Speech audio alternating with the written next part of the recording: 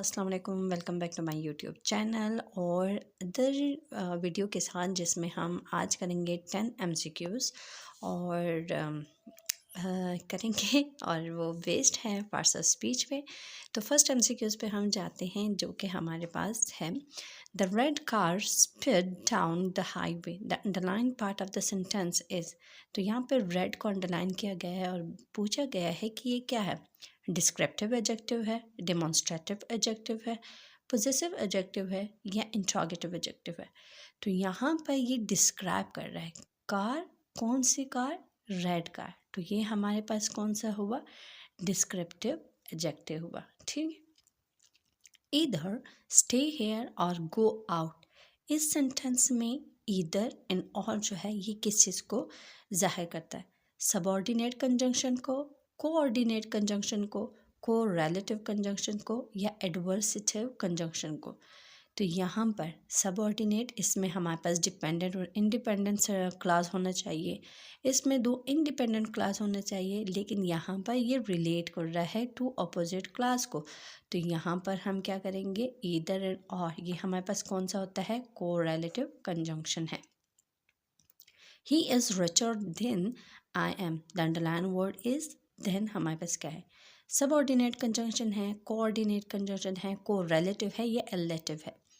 तो इनका हम कर चुके हैं, लेकिन ये हमारे पास यहाँ पर सबऑर्डिनेट है।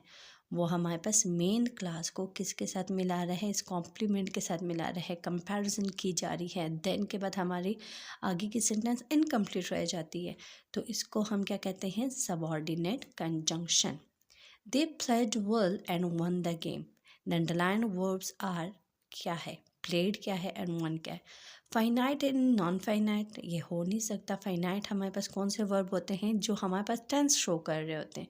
तो टेंस तो शो कर रहा है, लेकिन नॉन फाइनाइट यहाँ पर है नहीं, मतलब इन्फिनेटिव, ट्रांजिटिव एंड इनट्रांजिटिव। यहाँ पर ये इनट्रांजिटिव हो रहा है और ये ट्रांजिटिव हो रहा है। तो एक्शन मतलब दोनों की पोजीशन गलत है। रेगुलर एंड इरेगुलर, हाँ रेगुलर है क्योंकि तीनों की फॉर्म सेम है, प्ले, प्लेड, प्लेड। तो रेगुलर है, और इरेगुलर है win, won, won and won. तो हमारे पास ये इरेगुलर है। और मेन एंड एक्सेलरी बिल्कुल भी नहीं। तो हमारे पास करेक्ट ऑप्शन क्या है, regular and irregular.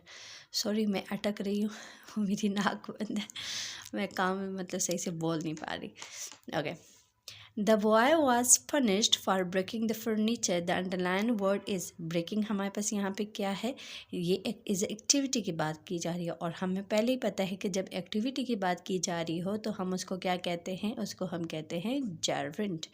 They are looking for a job opportunity nowadays. The underline word is, are हमारे पास क्या है, रेगुलर वर्ब है, नो, ट्रांजिटिव वर्ब है, नो, लिंक भी नहीं कर रहा, हेल्प कर रहा है हमारे टेंस को। तो ये हमारे पास क्या है, हेल्पिंग वर्ब। मतलब हमारे पास जब प्रेजेंट कंटिन्यूस में जब आपके पास हेल्प कर रहा हो आपके मेन वर्ब को, तो उसको हम कहते हैं helping verb, means auxiliary verb. When did you come to find this place. इसमें ये जो विन है ये हमारे पास क्या है, डेमोन्स्ट्रेटिव है, क्या ये पॉइंट आउट कर रहा है, नो, इंट्रोगेटिव प्रोनाउन है। तो हमारे पास करेक्ट ऑप्शन क्या है, इंट्रोगेटिव प्रोनाउन। जब आप किसी चीज़ के बारे में पूछ रहे होते हो, नाउन के बारे में पूछ रहे होते हो, उसके लिए जो वर्ड्स यूज़ किए जाते हैं वो इंट्रोगेटिव प्रोनाउन कहलाते हैं। Driving in such a stormy weather was not an easy task. तो ड्राइविंग हमारे पास क्या है, एक्टिविटी के बारे में बात की जा रही है। मतलब जब आप वर्ब को एज ए नाउन कंसिडर किया जाए तो उसको हम क्या कहते हैं, जेरेंट कहते हैं। पार्टिसिपल, प्रेजेंट प्रोग्रेसिव, फाइनाइट, उसको गोली मारे। She boiled me an egg. Boiled is, आप लोगों ने फाइनाइट देखा होगा ना, डायरेक्ट आपने जंप लगाया होगा कि फाइनाइट है, नहीं।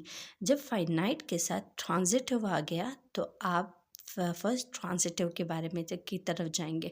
फाइनाइट और ट्रांजिटिव में मैं फ़र्क बताती हूँ।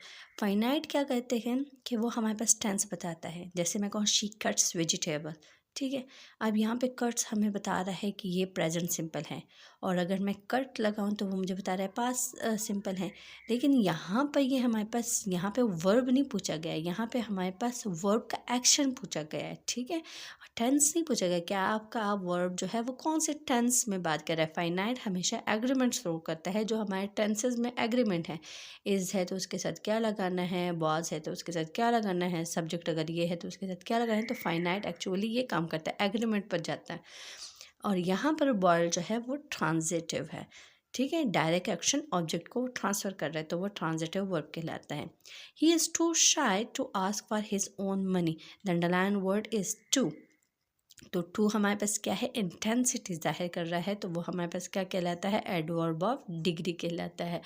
तो होप ये सारा आप लोग को क्लियर हो चुका होगा। फर्स्ट में रेड जो है वो हमारे पास क्या कहलाया जाता है, उसको हम कहते हैं डिस्क्रिप्टिव एडजेक्टिव कहलाता है। ईदर एंड और वो कोरिलेटिव कंजंक्शंस हैं, तो हमारे पास कोरिलेटिव कंजंक्शंस। देन हमारे पास सबऑर्डिनेट कंजंक्शंस है। एंड प्लेड एंड विल जो है, वन जो है वो रेगुलर एंड इररेगुलर है। ब्रेकिंग यहाँ पर हमारे पास जर्न है, और यहाँ पर आर हमारे पास हेल्पिंग वर्ब काम कर रहा था। एंड व्हेन हमारे पास इंट्रोगेटिव प्रोनाउन काम कर रहा था। एंड ड्राइविंग जो है वो हमारे पास जर्न काम कर रहा था। यहाँ पे बॉय ट्रांजिटिव है। एंड टू जो है वो एडवर्ब ऑफ डिग्री है। अच्छा, अगर आप लोगों ने देखा होगा तो ज़्यादातर हमारे जो ऑब्जेक्टिव्स हैं वो हमारे पास कंजंक्शंस एंड वर्ब पे बेस है। तो आपके पेपर में भी मोस्टली इन्हीं से आते हैं। अपना जो प्रोनाउन, कंजंक्शन एंड वर्ब, इनको बहुत पक्का करें। इससे ऑलमोस्ट 2 या 3 ऑब्जेक्टिव्स लाजमी आते हैं। मोस्टली इससे ज़्यादा क्योंकि 15 नंबर ऑब्जेक्टिव्स है, इससे और भी आ सकते हैं। तो ये हो गए हमारे पास पार्ट 2, और उसमें 10 MCQ जो कि टोटली बेस्ड थे पार्ट्स ऑफ स्पीच में। मेरी नेक्स्ट वीडियो के लिए मेरे साथ रहे। अल्लाह हाफिज़।